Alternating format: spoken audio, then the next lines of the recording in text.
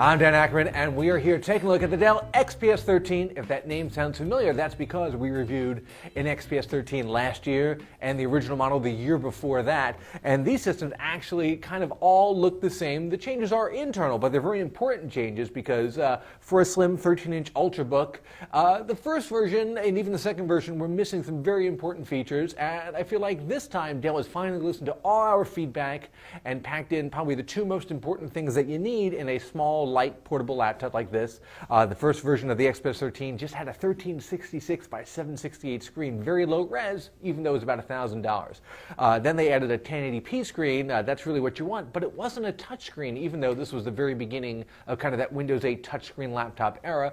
In this new version of the XPS 13, they've combined that high-res screen with a touchscreen.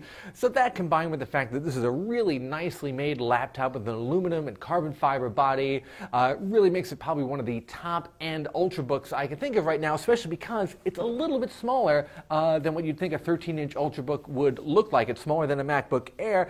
Dell says it's closer to an 11-inch laptop size. I don't know if it's quite there, but it's definitely a smaller footprint than you expect from even a regular 13-inch system like this. It's also a bit more business friendly than some of the other Ultrabooks out there. It's got a display port instead of HDMI. That's pretty standard for a business laptop. And you get an optional TPM chip, and that helps your IT department hook it up to like all your corporate network stuff.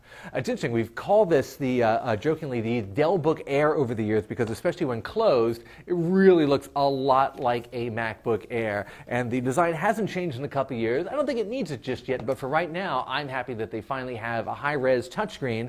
And even at about $1,300 for this particular configuration, that still makes this one of my favorite current Ultrabooks. I'm Dan Ackerman, and that's the Dell XPS 13.